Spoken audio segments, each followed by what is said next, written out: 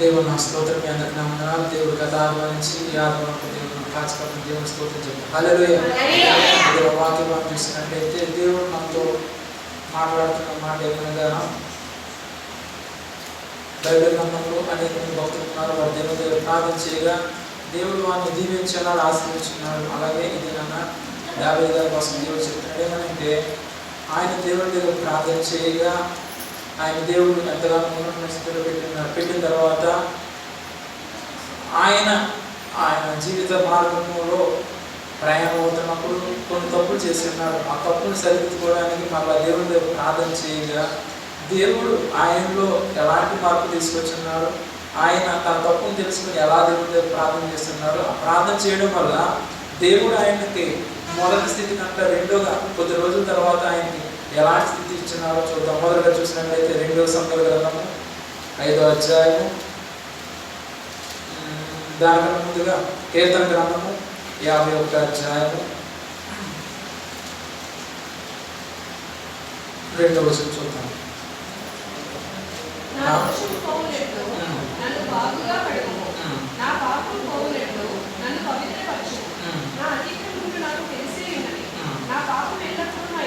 చాలా ఇక్కడ చూసినట్లయితే నా దోషం పోనట్లు నన్ను బాగుగా పడుకును, నా పాపం పోనట్లు నన్ను పవిత్రపరచు. ప్రియమైన దేవుని బిడ్డలారా, ఇక్కడ దావీదు ఒక స్థితిని చూసినట్లయితే ఒక ఉన్నతమైన స్థితిలో ఉన్నారు. ఆయనకు మించిన వారు ఆ కాలంలో ఎవరో లేరు. ఆయన తర్వాత ఆయన కింద ఉన్నవారే తప్పించి రెండోదిగా పరలోక రాజ్యంలో దేవుడు భూమి మీద ఆయన పరిపాలించే రాజ్యానికి ఆయన పెద్ద ఉన్నాడు. అయినప్పుడు కూడా ఒకటే చేసినాడు, ఏంటంటే నేను చేసిన తప్పు ఎవరు కూడా క్షమించలేరు. అయినప్పుడు కూడా నేను దేవుడి దగ్గరికి వచ్చినట్లయితే, లేకున్నట్లయితే నేను దేవుడి దగ్గరికి వెళ్ళినట్లయితే మొదట నేను ఎంతైతే దేవుడి దగ్గర ప్రార్థన చేస్తున్నానో ఆ ప్రార్థన నా దేవుడు విని ఎలాగైతే నా సాయం చేస్తున్నారో మరలా అదే సహాయం నేను పొందాలని కోరుకుంటున్నాను. కనుక నేను తిరిగి నా దేవుడి దగ్గరికి వెళ్ళి నేను చేసిన ప్రతి తప్పును కూడా క్షమించమని అడుగుతున్నాను చెప్పి ఆయన మొట్టమొదటిగా అడుగుతున్న మాట ఏంటంటే, నా దోషం పోనట్లు నన్ను బాగుగా పడుకో. మొట్టమొదటిగా దేవుని మందిరానికి వచ్చినాడు. వచ్చి దేవుని దగ్గర ప్రార్థన చేస్తున్నాడు, దేవా నేను ఉన్నతమైన స్థితిలో ఉన్నాను, నాకు ఇంత అనేక మంది ఉన్నారు. అయినప్పుడు కూడా నేను వారికంటే పెద్దగా ఉన్నప్పుడు కూడా ఒక చిన్న బిడ్డ, నేను పుట్టిన బిడ్డ ఎలాగైతే ఏమి తెలియదు ఉంటుందో అట్టి రీతిగా నేను మారిపోవడానికి మీరు ఎదుర్కొచ్చున్నాను. దయచేసి నేను ఏదైతే పొరపాటు చేసి ఉన్నానో, ఏదైతే తప్పు చేసి ఉన్నానో ప్రతిదీ కూడా శుభ్రం చేయమంటున్నాడు. చూడండి, మనము ఎక్కడికైనా పని వెళ్తాం, లేకపోతే పిల్లలు ఆడుకోవడానికి వెళ్ళినప్పుడు వారి యొక్క శరీరం అంతా కూడా మట్టితో నిండిపోయినప్పుడు తిరిగి ఇంటికి వచ్చిన తర్వాత ఎలాగైతే వారి శరీరం శుభ్రం చేసుకుంటారో అట్టి రీతిగా నాలో ఉన్న ప్రతి ఒక్క పాపాన్ని, నాలో ఉన్న ప్రతి ఒక్క తప్పును సరిదిద్దినట్లయితే రాబోయే దినాల్లో మీరు నా పట్ల ఏదైతే కార్యం చేస్తున్నారో ఆ కార్యం నేను చూడడానికి, అలాగే నా ద్వారా అనేక మంది నేను తిరగడానికి సహాయం చేయడానికి సిద్ధంగా ఉన్నాను.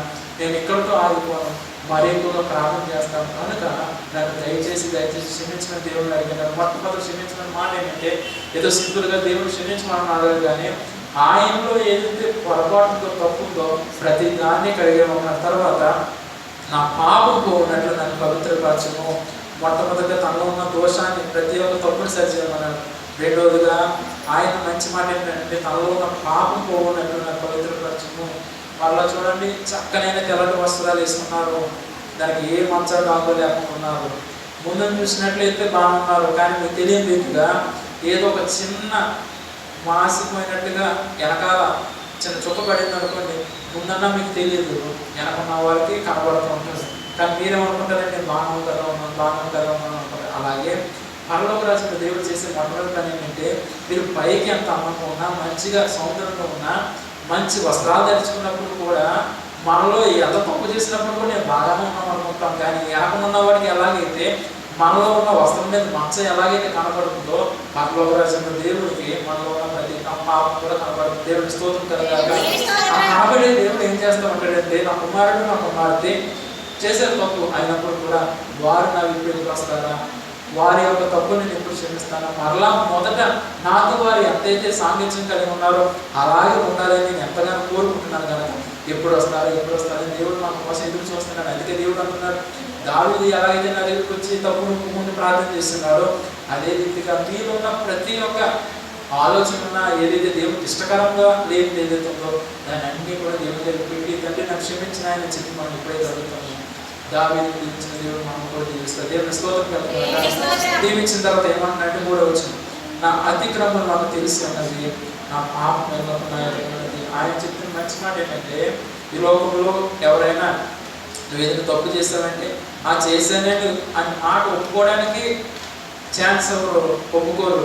రెండోదిగా చూసినట్లయితే ఏదో తప్పు చేసాం కదని చెప్పి ఒక మాట చెప్తారు, ఇంకా కొన్ని మాటలు విడిచిపెడతారు. కానీ దావీదు చేసిన మంచి పని ఏంటంటే, తమలో ఎన్నైతే పొరపాట్లు ఉన్నాయో, ఎన్నైతే తప్పులు ఉన్నాయో ప్రతి దాని కోసం కూడా దేవుడు పాదాలు పెట్టి ఉన్నారు. పెట్టి అని ఏమన్నాడు, నా పాపం ఎలా ఉన్నా ఎదుట కనబడుతుంది, దేవుడి దగ్గర ఒకటే ప్రార్థన చేస్తున్నాను అంటే నేను ఏదైతే పొరపాటు చేస్తున్నానో నాకు తెలుసు, నీకు తెలుసు. అయినప్పుడు కూడా నాలో ఉన్న ప్రతి పాపాన్ని ప్రతి తప్పుని సరిచేయడం ఆయన, అది ఇప్పుడు కూడా నా ఎదుటే కనబడుతుంది. అయినప్పుడు కూడా నువ్వు ఎంతో ప్రేమ కలిగిన దేవుడు, నన్ను క్షమించే దేవుడు, నా పట్ల జాలి చూపించే దేవుడు కనుక దయచేసి నన్ను క్షమించమని ఆయన అడిగినప్పుడు దేవుడు చేసిన మంచి పని ఏంటంటే, నా కుమారుడా నీవు నా దగ్గరికి వచ్చి అడగడం కాదు, నీలో ఉన్న ప్రతి ఒక్క పాపాన్ని నువ్వు సరిదిద్దుకోవడానికి నా దగ్గరికి వచ్చి ఎంతైతే తప్పు ఉందో, ఎంతైతే పొరపాటు ఉందో ప్రతిదీ కూడా ఒప్పుకున్నావు కనుక మొదటున్న దేవుడి కంట నేను ఇచ్చే దేవుడు బహు శ్రేష్టమైన దేవుడు చెప్పిన దేవుడి స్తోత్రం కనుక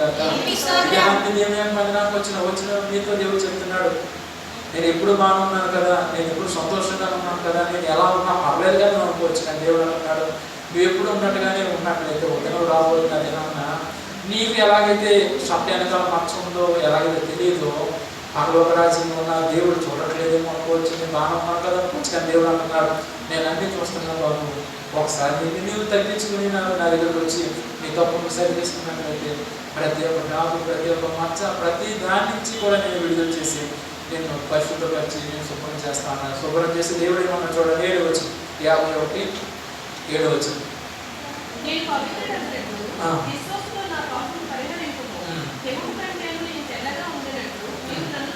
చాలా. ఇక్కడ దేవుడి దగ్గర భక్తులు ప్రార్థన చేస్తున్న ప్రార్థన ఏంటంటే, దేవా నేను నీ దగ్గర ఎంతగానో నమ్మకం గల ప్రార్థన చేస్తున్నాను, ఎంతగానో విధేయత కలుగుతున్నాను, అయినప్పుడు కూడా నేను పవిత్రున్నట్లు ఇస్సోతో నా పాపం పరిహరించను. నేను పవిత్రుడు ఎంత మంచి మాటలు పలికినప్పుడు కూడా ఇంకా శ్రేష్టమైన మాటలు పలుకుతున్నారు. ఒకటే మాట ఏమంటే, నేను ఎంతైతే పొరపాటు చేస్తున్నాను, ఎంతైతే తప్పు చేస్తున్నానో ప్రతి దాంట్లో నుంచి కూడా నేను ఏదో 10%, 20% కాదు, 100% నేను పరిపూర్ణంగా పవిత్రంగా ఉండాలని దేవుని స్తోత్రం కాదు.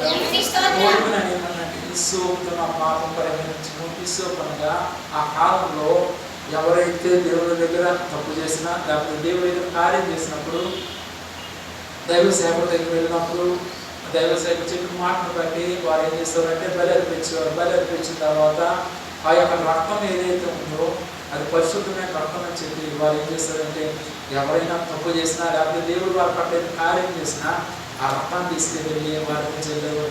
ఆ చల్లడం వారు ఏం జరిగిందంటే, వారిలో ఉన్న తప్పు కావచ్చు లేకపోతే వారి ద్వారా దేవుడికి మంచి కార్యం వారు చేసినప్పుడు కూడా ఆ ఇస్సోపునే చూడండి, రక్తము గిన్నెలో ఉండేది, అందులో ఒక ఆకుల నుంచి జల్లేవారు. అది ఎప్పుడైతే జల్లుతున్నారో వారికి ఒక స్వభావం, దానికి ఒక మంచి అర్థం ఏంటంటే, దేవుడు మమ్మల్ని ఉంటాడు, లేకపోతే మాలో ఉన్న ప్రతి పాపం నుంచి శుద్ధి చేసిన అర్థం. అందుకంటున్నా దావీదు గారు, తండ్రి దేవా నువ్వు ఒకసారి నాలో ఉన్న ప్రతి పాపాన్ని కూడా ఇస్సోపుతో కడగ. తర్వాత ఏమంటాడు, హిమము కంటే నేను తెల్లగా ఉన్నట్లు నువ్వు నన్ను కడుగు.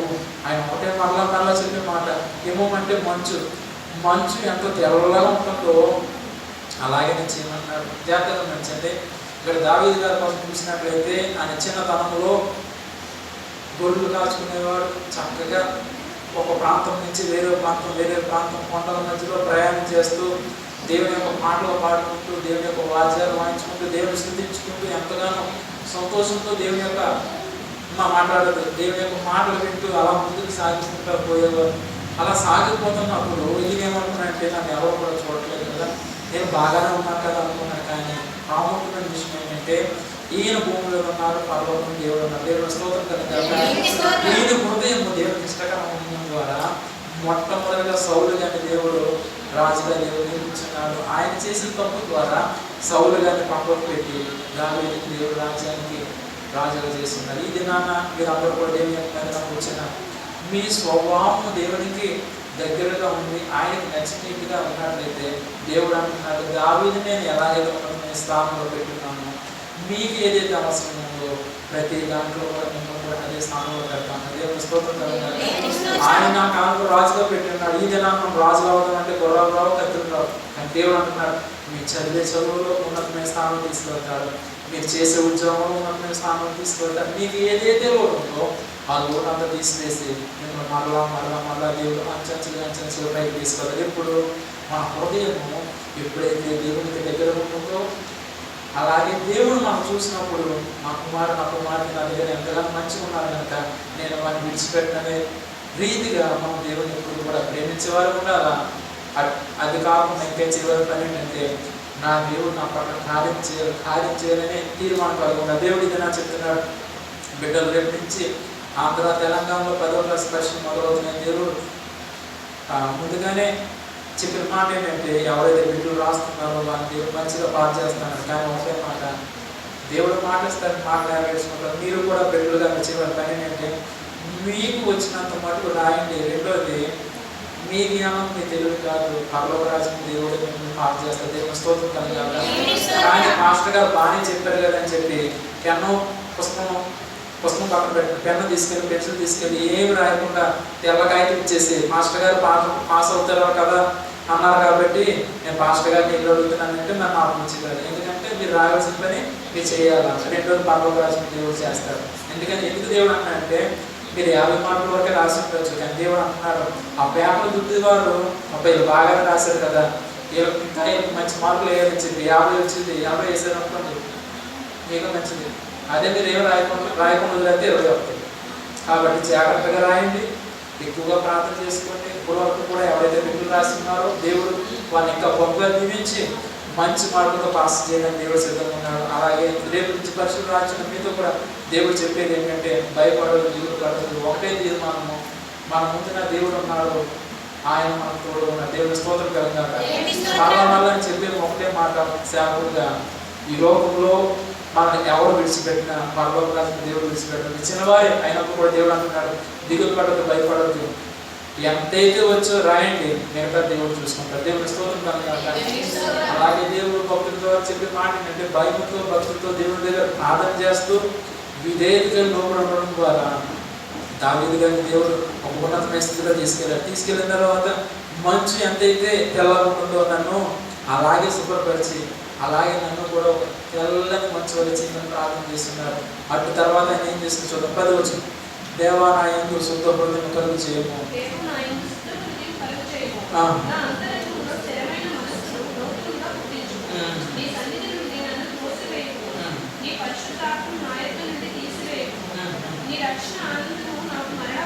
చాలా చూసినట్లయితే దేవా నా యందు శుద్ధ హృదయం కలుగు చేయము. మళ్ళా మంచి మాట ఏంటంటే ఇప్పుడైతే మనం విధేయతగా లోపల దేవుని దగ్గర ప్రార్థన చేస్తున్నాము, ఈ దినాన్ని దేవుని దీవించిన ఆశ్రయించిన తర్వాత నేను బాగా ఉన్నాను కదా అనుకున్నట్లయితే దేవుడు పైన ఉంటాడు, భూమి మీద ఉన్న శత్రువు ఏం చేస్తాడంటే వీడు బాగానే దేవుడు అంటున్నాడు, వాళ్ళు ఎప్పుడో ఒక రోజు దేవుడు మర్చిపోతారు కదా, వీడు చేయబడుకుని పక్క తీసుకోవాలనుకుంటాడు. కానీ ఇక్కడ పోతున్న మాట ఏంటంటే ఈ దినాన్ని ఎంతైతే నేను ప్రార్థన చేస్తున్నానో నా మనసు నీవే తిప్పుకున్నానో అదే మనసు కడవరకు ఉండడానికి మనం సహాయం చేయడం దేవుడి దగ్గర ప్రార్థించింది. దేవుడి స్తోత్రం కలగాక.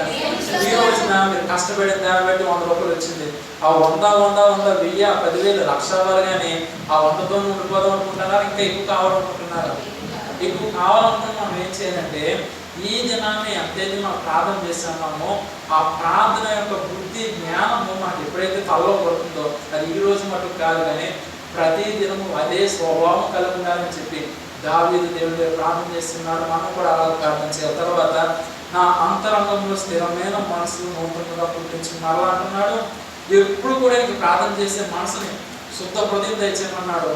మరలా ఆయన పలికే మంచి మాట ఏంటంటే నా మనసులో ఏదైతే ఆలోచనలు ఉన్నాయో అవన్నీ పక్కన పెట్టి మీ వైపు తిరగడానికి, మీ యొక్క అడుగుజాలను నడవడానికి, మీరు చెప్పే ప్రతి ఒక్క మాటను కూడా నేను లోపడడానికి ప్రతి దినం నాకు నూతన మనసు అన్నమాట. దేవుని స్తోత్రం కలగాక.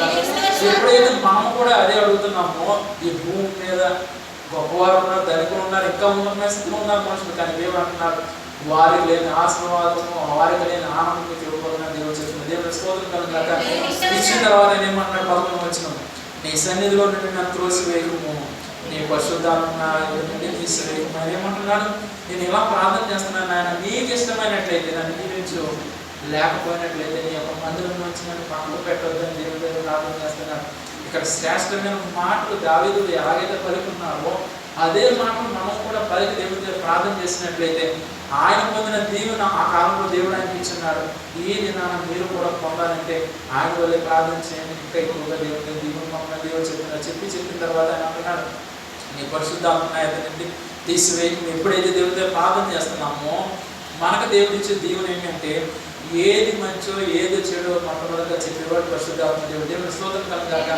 ఆ పరిశుద్ధాత్మ దేవుడు ఎవరికి కనబడతారంటే పూర్ణమైన మనసు కలిగి, మంచి హృదయం కలిగి, నేను దేవునితో మంచి సంబంధం కలిగి ఉన్నానని ఎవరైతే తీర్మానం కలిగి దేవుడి దగ్గర ప్రార్థన చేస్తారో వారితో దేవుడు అంటున్నాడు, నా బిడ్డలారా నేనైతే మీ దగ్గర ప్రత్యక్షంగానే రాబోయేటప్పుడు కూడా నా యొక్క ఆత్మని పంపిస్తాను, ఆ ఆత్మ మమ్మల్ని ఏ మార్గంలో నడవాలని నేర్పిస్తున్నాను దేవుడు చెప్పిన. దేవుని స్తోత్రం కలుగాక. అదే రీతిగా దావీదు గారు కూడా దేవుడి యొక్క ఆత్మ నడిపించినప్పుడు ఆయన అంటున్నాం, మాట తండ్రి నువ్వు ఏదైతే నా దగ్గర నీ యొక్క ఆత్మ పంపించున్నావు దయచేసి అది నా ఇద్దరి నుంచి పోకుండా చేయమని చెప్పిన చివరి ఆయన అంటున్నమాట, నా రక్షణ ఆనందము నాకు మరలా చివరిగా ఈ వచనంలో ఆయన అంటున్నాడు, నేను మొదటి ఎంతైతే ప్రార్థన చేస్తున్నాను, ఎంతైతే ఉన్నతమైన స్థానంలో ఉన్నానో అదే స్థానం నాకు మరలేమని దేవుడి ప్రార్థన చేస్తున్నాను. ఇలాగ మనం ప్రార్థన చేసినప్పుడు దేవుడు ఏమంటున్నాడు చూద్దాం. 2వ సామ్యుయేలు గ్రంథము 5వ అధ్యాయం 10వ వచనం 256 తీసుకుంటాం.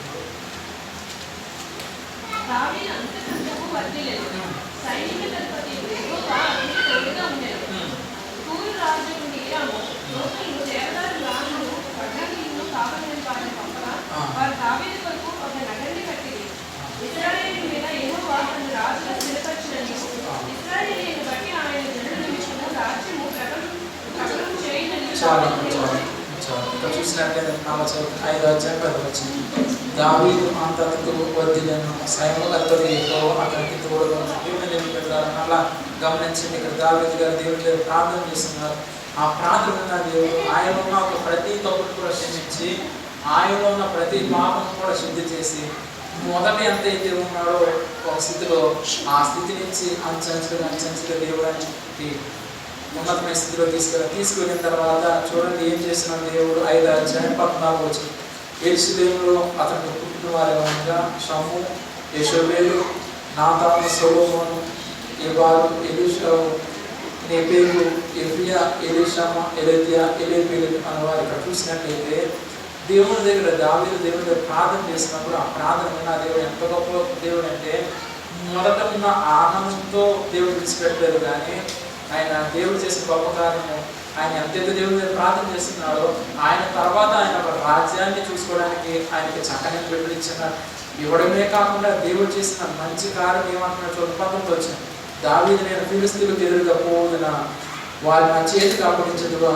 అని యెహోవా ఎదుట విచారించినప్పుడు పోము, నిస్సందేహంగా వారిని నీ చేతికి అప్పగించదని యెహోవా సెలవిచ్చాడు. కాబట్టి దావీదు వేరు రాజులకు వచ్చి అచ్చగా వారిని హతము చేసి జల ప్రవాహం కొట్టుకొని పోయినట్టు యెహోవా నా శత్రువుని ఎదుట నిలవకుండా నాశనం చేసుకుని ఆ స్థలమును బయలుదేరిన పేరు పెట్టాను. ఇక్కడ చూసినట్లయితే ఎప్పుడైతే దావీదు గారు దేవుని దీవించున్నాడో చక్కని పెట్టిస్తున్నాడో దేవుని దగ్గర మరలా మొదలు పెట్టినాడు ప్రార్థన, తండ్రి నేను యుద్ధానికి వెళ్తున్నాను, ఎవరైతే నా ముందు పిల్లలు మాట్లాడదు, ఎవరైతే నా ముందు ఉన్నారో వారిని అందరినీ కూడా నాకు అప్పగించిన ఆయన, లేకపోయినట్లయితే వారు మా రాజ్యం మీదకి వచ్చి మమ్మల్ని ఇబ్బంది పెట్టాలని దేవుడితో ప్రార్థన చేసినప్పుడు ఆ ప్రార్థన విన్న దేవుడు ఆయన క్షమించిన దేవుడు మరలా మన చెప్పిన మాట నువ్వు దిగులు పడదు, భయపడదు, ముందుకు సాగిపోమన్నారు.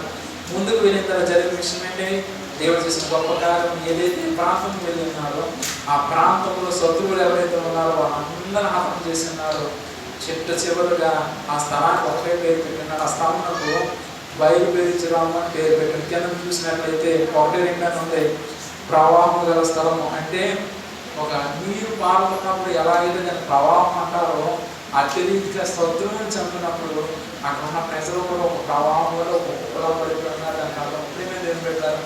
ఇదంతా కూడా ఎప్పుడు జరుగుతుందంటే మనం ఎప్పుడైతే దేవుడి దగ్గర ప్రార్థన చేస్తామో, ఎప్పుడైతే విజ్ఞాపనం చేస్తామో, ఎప్పుడైతే దేవుడు లోపడతామో ఇవన్నీ జరుగుతాయి. అలా కాకుండా దేవుడి మందిరాన్ని చక్కగా వచ్చి కూర్చొని పాటలు వినడం, ప్రార్థన చేయకపోవడం, లేకపోతే పాస్టర్ గారు చెప్పిన మాట వినడం, అది చెవులకు ఒక చెవుతో విని ఒక చెవుతో విడిచిపెట్టేసి వెళ్ళిపోయినట్లయితే ఆ రోజు 2 రోజులు బాగానే ఉంటుంది. తర్వాత చూసినట్లయితే ఏమి తెలియగా అనేక మంది బాధలు కూడా తెచ్చుకొని చివరిగా పాస్టర్ గారి దగ్గరికి వచ్చినప్పుడు పాస్టర్ గారు కూడా ప్రార్థన చేయడం సిద్ధమే. కానీ ఇక్కడ బైబిల్ గ్రంథంలో భక్తుడైన సౌలు కోసం దేవుడు చెప్తున్నాడు ఏంటంటే, దావీదు గారు ముందుగా సౌలు గారిని దేవుడు ఏర్పరచుకున్నప్పుడు, దావీదు గారు అయితే గొర్రెలు కాల్చేవాడు, సౌలు గారు అయితే గాడిని మేపేవాడు. మేపుతున్నప్పుడు దేవుడు ఆయన్ని రాజుగా పెట్టినాడు. కొద్ది దినాలు పోయిన తర్వాత ఆయన దేవుని యొక్క మాట వినకపోవడం ద్వారా ఎవరైతే సేవకుడు ఆయన అభిషేకించి రాజుగా చేసి ఉన్నాడో ఆ సేవకుడితో దేవుడు చెప్పినాడు, నా కుమారుడు నా మాట వినట్లేదు కనుక రేపుడు దినాన్న ఆయనకున్న అధికారం తీసివేసి దావీదుకి ఇవ్వాలని చెప్పినప్పుడు, ఎవరైతే సేవకుడు ఆయన అభిషేకించున్నాడో ఆ మాట విన్నప్పుడు దేవుడి దగ్గర ఆయన రాత్రికాల సమయంలో ఆ మాట విన్నాడు. ఉదయం వరకు కూడా ఏడుస్తూనే ఉంటాడు, దేవా ఎందుకు నేను తప్పు చేస్తున్నాడు, నేను తప్పు చేయకుండా ఉంటాడు కదా అనుకున్నాను అని దేవుడి దగ్గర ప్రార్థన చేస్తున్నప్పుడు దేవుడు ఒకే మాట చెప్తున్నాడు, నువ్వు ఎందుకు ఆయన కోసం ప్రార్థన చేస్తున్నావు, నేను పక్కన పెట్టేసాను కదా, నువ్వు ఎంతసేపు నువ్వు ప్రార్థన చేసి గోజాడినప్పుడు కూడా నేను సమాధానం అన్నాడు. అలాగే నా దేవుడు చెప్తున్నాడు, ఎవరైతే భయంతో భక్తితో దేవుని దగ్గరికి వచ్చి దేవా నేను చేసిన తప్పు నేను క్షమించడానికి వేడుకున్నట్లయితే వాళ్ళు బహుగా క్షమిస్తాడు. అలా కాకుండా నేను బాగా ఉన్నాను, సంతోషంగా ఉన్నా, నాకు ఏ లోటు లేదనుకున్నట్లేదు, ఒక రోజు రాబోతున్నది. అది నా దేవుడు అంటున్నాడు, సేవకుడుగా నేను ప్రార్థన చేసినప్పుడు కూడా సౌలు యొక్క ప్రార్థన, సౌలు క్షమించమని సమూయేలు గారు ప్రార్థన చేసినప్పుడు ఎలాగైతే దేవుడు ప్రార్థన విన్నాడు, నేను వచ్చి ప్రార్థన చేయడానికి నేను ముందుకు వచ్చి ప్రార్థన చేసినప్పుడు కూడా దేవుడు ఆ ప్రార్థన ఎందుకు చేతనంటే, నేను చేసిన మంచి ప్రార్థనే, కానీ మీరు చేసే తప్పులు పట్ట వల్ల మీరు రావాల్సిన దేవుడు మీరు కోరుకుపోయి ఇంకా బాధ కోరు తెచ్చుకుంటారు. కానీ దేవుడు చివరి అంటున్నాడు, అలాంటి బాధ అలాంటి కష్టం మన దగ్గర రాకూడదంటే సంతోషంగా నేను ఇప్పుడు కూడా ఎవరితో చెప్పేది ఒకటే, పని చేసుకునేవాడు చక్కగా పని చేసుకోవాలా, తినేవాడు తర్వాత కడుపు నిండా తినాలా, మూడోది ఏంటంటే చక్కగా పడుకోవాలా, 4వది ప్రార్థన చేయాలి. కడుపు నిండా తినకపోతే ఆకలి ఊరుకోదు, పని చేయకపోతే నెల జీతం రాదు, మూడోది ప్రార్థన చేయకపోతే దేవుడు ఒప్పుకోడు, పడుకోకపోతే ఏదో నీరసం వచ్చేస్తుంది. ఈ 4 కూడా మనం బుర్రలో పెట్టుకుని ఎవరైతే దీన్ని పాటించి కుదురుగా దేవుడి వైపు తిరిగి మీకున్న సమయాన్ని వృధాపరచుకుని దేవుడు ప్రార్థన చేసినట్లయితే, మరలా చెప్తున్నాను, ఈ లోకంలో ఎంతో మంది అనుకుంటున్నారు, వారి సమయంలో వారు ఆరోగ్యం సరిలేక శాంతి సమాధానం లేక ఏమైపోతుందో నా పరిస్థితి అనే రీతిగా ఉన్నారు. కానీ మనతో దేవుడు చెప్తున్నాడు, మనం ఉన్న స్థితిలోనే ఉన్నతమైన స్థితిలో తీసుకెళ్ళడానికి దేవుడు సిద్ధంగా ఉన్నాడు. దాంతోపాటు వారు పొందలేని ఆనందం మీకు ఇవ్వడానికి దేవుడు సిద్ధంగా ఉన్నాడు. దేవుని స్తోత్రం కలుగుగాక. ఈ వారంలో నేను దేవుడి దగ్గర ప్రార్థన చేస్తున్నాను. ఏమైంది, శనివారం ఉదయం నాకు 3:30 ఎంతకో మెరుపు వచ్చిన తర్వాత అందరి కోసం కూడా నేను కనిపిస్తూ దేవుడి దగ్గర ప్రార్థన చేస్తున్నాను. అలా ప్రార్థన చేస్తూ సమయం 6 అయిపోయినప్పుడు నేను కొద్దిసేపు పడుకున్నాను. కానీ ఆ ప్రార్థన మధ్యలో దేవుడు నాతో మాట్లాడుతున్న విషయం ఏంటంటే, మోషే గారితో దేవుడు ఆ కొండ మీద 40 దినాలు దేవుడు యెహోవా దేవుడు మోషే గారితో మాట్లాడుతున్నారు. ఏం మాట్లాడుతున్నారు, సినిమా వరకు కూడా సినిమాలు తీస్తున్నారు, కానీ 10 ఆత్మల దేవుడు ఆయన ఒక వేలుతో అగ్ని చేత రాయడం చూపించున్నారు, ఆయన కొండ మీద దిగడం చూపించున్నారు. కానీ అక్కడ దేవుడు ఏం మాట్లాడుతున్నారో ఆయనకి మోషేకే తేలాలి, అనగా దేవుడికి మోషేకే తేలాలి, కానీ మిగతా వారికి ఎవరికి కూడా తెలియదు. కానీ ఇది నాన్న పరిశుద్ధాత్మ దేవుడు చెప్పిన మాట ఏంటంటే, నాకు దేవుడు చెప్పిన మాట, నా కుమారుడు నేను మోషేతో చెప్పిన మాట ఏంటంటే, ఎవరైతే నా మాట వింటున్నారో, ఎవరైతే నాకు లోపడుతున్నారో వారిని నేను అంచెంచెలుగా ఉన్నతమైన స్థితిలో తీసుకెళ్ళడమే కాదు, కానీ వారి ద్వారా అనేక మంది నేను దీవిస్తాను దేవుడు చెప్పిన. దేవుని స్తోత్రం కలగాలి. ఆ మాట ఆ దినాన్ని దేవుడు చెప్పినాడు మోషే గారు. ఈ దినాన్న మరి మిగతా సేవకుడు వాక్యం బైబిల్ ఉన్నదే చెప్పడానికి అవుతుంది, కానీ దేవుడు ఆయనతో మాట్లాడింది ఎవరితో కూడా తెలియదు.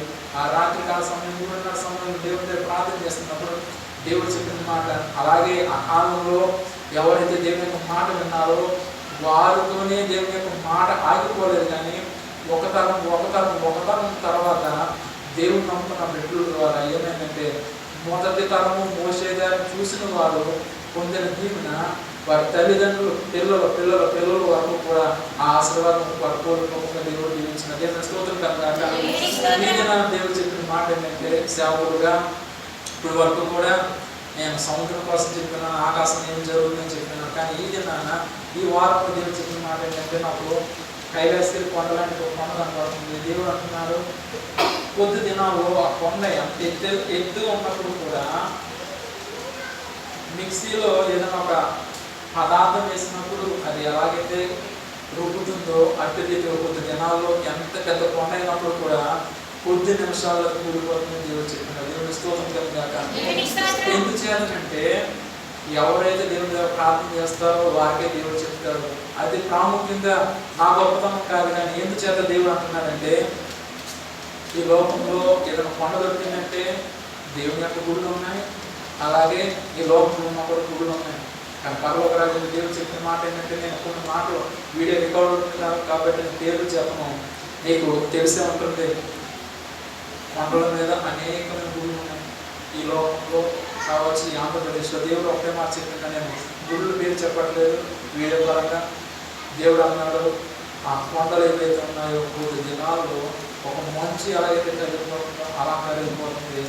ఎంతమంది అయితే అక్కడికి వెళ్ళి దండం పెట్టుకోవడానికి వెళ్ళారో వారితో పాటు ఆ కొండతో పాటు వారు కూడా నా రాజ్యం చేరలుగా నరకంలో పోతారని దేవుడు చెప్పింది. దేవుని స్తోత్రం కలుగుగాక. ఎందుకు దేవుడి మాట అన్నాడంటే మోషే గారు దేవుడి దగ్గర మాట్లాడడానికి వెళ్ళినప్పుడు భూమి మీద ఉన్న ఎవరైతే ప్రజలు ఉన్నారో వారు ఏం చేస్తున్నారు, మోషే గారు ఇంకా రాలేదు, మేము ఏదో ఒక రీతిగా ఒక బొమ్మను తయారు చేసుకుని ఆ బొమ్మను పూజ చేసినట్లయితే ఆ బొమ్మ మాకు సహాయం చేస్తుందని చెప్పి ఏం చేస్తున్నారు, అక్కడ ఉన్న ప్రజలందరినీ కూడా ఒక గ్రూపుగా పెట్టి వారి దగ్గర ఉన్న బంగారం కావచ్చు, వెండి కావచ్చు అన్నీ తీసుకున్నారు. ఒక చక్కనైన అగ్నిలో కాల్చున్నారు. ఒక మంచిది ఒక నీళ్ళలా ఒక ముద్ర తయారు చేసిన తర్వాత వారు ఒక మంచి విగ్రహాన్ని తయారు చేసి వారు ఏం చేస్తున్నారు, పూజలు చేయడం మొదలు పెట్టున్నారు. ఇంకా చక్కగా వారికి నచ్చిన రీతిగా పూజలు చేస్తూ తాగుతూ గెలుతున్నారు. ఆ విషయం దేవుడు తెలిసినప్పుడు వెంటనే నా కుమారుడు సమయం పూర్తయింది, నువ్వు వెంటనే కిందకు వెళ్ళమని చెప్పినప్పుడు మోషే గారు ఆ 2 పలకలు పట్టుకొని మొదలు దిగి వస్తున్నారు. నెమ్మది దిగి వస్తున్నప్పుడు ఈ ప్రజలు చూస్తున్నారు. ఈ ప్రజలు చూడగానే అక్కడ జరిగిన విషయం ఏంటంటే మోషే గారు పైనుంచి వస్తున్నారు కొండ నుంచి. ఆయనతో పాటు ఉన్న సేవకులు ఎవరైతే ఉన్నారో ఆయన దగ్గర ఒక బోర ఉన్నది. ఆ బోర ఎప్పుడైతే ఊదారో ఇక్కడ ఉన్న వాళ్ళందరూ కూడా దడపడుతుంది. ఏంటంటే ఇప్పుడు వరకు కూడా మోషే గారు రాలేదు. ఈ బోర శబ్దము వినపడుతున్నప్పుడు మోషే గారు వస్తున్నారని అర్థం. అప్పుడు వరకు కూడా గెంతున వాడు గెంతుతూనే ఉన్నాడు, వెంటనే ఆగిపోయి ఉన్నాడు. కానీ పరలోక రాజ్యంలో దేవుడు అప్పటి వరకు కూడా మోషే గారితో మాట్లాడినప్పుడు ఒక మామూలు రీతిగా ఉన్న వ్యక్తి ఒక తెల్లని వస్త్రాలుగా మారిపోయి తన గడ్డమంతా కూడా తెల్లగా మారిపోయి తన తల వెంట్రుకలు కూడా తెల్లగా మారిపోయి దేవునికి అభిషేకంతో దేవుని వెలుగుతో వస్తున్నప్పుడు ఆ బోర ఊదిన వాడు కూడా ఆ యొక్క వెలుగును చూడలేక కింద కూర్చునిపోయాడు. అయినప్పుడు కూడా ఆయన నెమ్మది నడుచుకుంటూ వచ్చినప్పుడు ఈ బాధాకరమైన విషయం చూసినప్పుడు ఒకటే మాట్లాడుతున్నారు ఆ గుంపులో ఎవరైతే దేవుని వైపు ఉన్నారో ఒక పక్క రండి, వేరే వారు వేరే పక్క పోండి చెప్పినప్పుడు కొంతమంది మోసే గారిని చూడగానే భయంతో భక్తితో ఆయన దగ్గరికి వచ్చినారు. మిగతా వారు ఎవరైతే ఉన్నారో అక్కడ ఉన్నారు. ఇంకా మోసే గారు కోపం వచ్చి ఒకటే చేస్తున్నారు, ఆ పలకలు తీసుకొని దేవుని నామంలో ఈ పలకలు ఉన్న శక్తిని ఇప్పుడు రాదాకాని అని చెప్పి ఆ 2 పలకలు తీసుకొని వెంటనే కొండ నుంచి కింద కొట్టగానే అప్పుడు వరకు కూడా భూమి చక్కగా ఉంది. ఒకేసారి 2 పాయలు విడిపోయి మంచి వాళ్ళందరూ కూడా దేవుని యొక్క కుమారుడు మోషే గారి దగ్గరికి వచ్చినారు. మిగతా వాళ్ళందరూ కూడా ఆ యొక్క నేలలో కూరుకుపోయి చచ్చిపోతున్నారు. అలాగే దేవుడు నాకు చెప్పిన మాట ఏంటంటే ఆ దినాన వారు తప్పు చేయడం ద్వారా ఆ భూమి యొక్క తెరవబడం ద్వారా అనేక చనిపోయినారు. ఈ దిన దేవుడు అంటున్నారు పేరు చెప్తలేదు. ఆ కొండల మీద ఎన్నైతే బొమ్మలు ఉన్నాయో, ఎన్నైతే విగ్రహాలు ఉన్నాయో, ఎన్నైతే గుడులు ఉన్నాయో కొద్ది దినాల్లో అవి భూమి మీద కనబడకుండా భయంకరంగా ఒక కాలిపోయిన ఇల్లు శీఘ్రమైపోయినది ఎలాగే ఉంటుందో ఇంకా అక్కడ పైన ఏమి ఉందో కూడా తెలియని రీతిగా గుడిగా చేస్తా ఉన్నారు. అక్కడ గుడులు కావచ్చు, రెండోది ఆ గుడి కింద ఉన్న కొండలు కావచ్చు. ఎందుకు దేవుడి మాట చెప్తున్నాడంటే మనం ఎప్పుడైతే భయంతో భక్తితో దేవుడు తిరుగుతున్నామో దేవుడు మనం విడిచిపెట్టాడు. దేవుని స్తోత్రం కలగాలి. నేను దేవుని సేవకుడుగా నేను ఒకటే చెప్తున్నాను, మీరు నాకంటే పెద్దవారు అయినప్పుడు కూడా నేను ఒకటే సేవకుగా చెప్పేది ఏంటంటే, భయం కలిగి లోబడి ఎవరైతే దేవుని ప్రార్థన చేస్తున్నారో, మీ పేదవారు అయినప్పుడు కూడా మరలా దేవుడు చెప్తున్నారు, మిమ్మల్ని ఒక ఉన్నతమైన స్థితిలో దేవుడు పెట్టబోతున్నారు. దేవుని స్తోత్రం కలుగాక. ఈ దినాన్ని మీ చేతిలో డబ్బులు లేవని చెప్పి నీకు నచ్చిన రీతిగా నీ పనులు చేసుకుంటూ దేవునికి ఇష్టకారం లేని కార్యాలు ఎవరైతే చేస్తున్నారో వారితో దేవుడు చెప్పిన మాట ఏంటంటే, ఇప్పుడు వరకు కూడా మీరు ఏదైతే తప్పులు చేస్తున్నారో దయచేసి మరలా దేవుడు చెప్తున్నాడు, దాని జోలికి పోవద్దు. మీకు చేతికి ఎంతైతే డబ్బులు కావాలో ఆ డబ్బులు నేను ఇస్తున్నాను. దేవుని స్తోత్రం కలుగాక. ఎందుకంటే మనుషుల యొక్క ప్రవర్తన సేవకుడిగా నాకు తెలియకపోవచ్చు, కానీ పరలోక రాజ్యంలో దేవుడికి తెలుసు. ఆయన ఏం చెప్తున్నాడో అది విని నేను మీకు చెప్పడం తప్పించి, కానీ మీరు ఏం చేస్తున్నారో తెలియదు. కానీ దేవుడు అంటున్నాడు, మీరు చేస్తున్న ప్రతి తప్పు కూడా పరలోక రాజ్యం దేవుడు చూస్తున్నాడు. డబ్బుల కోసము తప్పు పని చేయొద్దు, డబ్బుల కోసము ఈ లోకం తెలియదు, డబ్బుల కోసము ఎవరో మనకి ఇస్తారని చెప్పేసి ఎవరికి చేయి చాపద్దు. అలా దేవుడు అంటున్నాడు, మనం చేయి చాపినట్లయితే దేవుడు అంటున్నాడు, వారు ఒక రోజు 2 రోజులు సాయం చేస్తారు, జీవితంలో సాయం చేస్తారు చేయడం. దేవుడు అంటున్నాడు, కన్నీరు కాచి దావీదు వారు ఎవరైతే దేవుడి దగ్గర ప్రార్థన చేస్తారో ఆ ప్రార్థన ఒకటే మాట అంటున్నాడు, దావీదు నేను ఎంతైతే క్షమించి మొదట ఎంతైతే నేను అంచెంచులుగా ఆశ్రయించున్నాను, మరలా రెండోసారిగా ఆయన నా దగ్గర మొదలుపెట్టినప్పుడు అదే స్థితిని నేను కంటిన్యూ చేశాను. కానీ నువ్వు ఎందుకు తప్పు చేస్తున్నావు, నేను నీకు నా మాట ఏమననే మాట దేవుడు మోషే గారికి అలాగే దావీదు గారికి ఎక్కువ కూడా అందరూ అభిమాన దేవుని ద్వారా ఈ వాక్యం గురించి ముందు సేవకుడిగా నేను చెప్పేది ఒకటే, ఈ రోజున దేవుడి వాక్యం ఉన్నారు, మధ్యాహ్నం ఏమవుతుందో సాయంత్రం ఏమవుతుందో ఎవరికి తెలియదు. ఈ దినాన్న వాక్యం ఉన్నారు, రేపు దినాన్ని ఏమవుతుందో తర్వాత వారం తర్వాత ఏమవుతుందో తెలియదు. కానీ ఒకటే తీర్మానం ఏంటంటే, సేవకుడు చెప్పిన మాట మీద దాన్ని లోబడినట్లయితే ఈ దినమే దేవుని యొక్క రాక వచ్చినట్లయితే మీరు అందరూ కూడా దేవుని రాజ్యంలో దేవుని స్తోత్రం కలగాక. నేను సేవకుడిగా నేను గర్వంగా సంతోషంగా చెప్పగల మాట ఏంటంటే, అనేక మంది భూమి మీద సేవకులు ఉన్నారు, వారు ఎంతో గొప్ప వాక్యాలు చెప్పవచ్చు. కానీ నాలో ఉన్న తీర్మానము భయముతో నేను దేవుని దగ్గర ప్రార్థన చేసిన ఒకటే, తండ్రి భూమి మీద ఎవరు కూడా విడవబడకుండా అందరినీ రాజించారని దేవుని దగ్గర ప్రార్థన చేస్తారు. దేవుని స్తోత్రం కలగాక.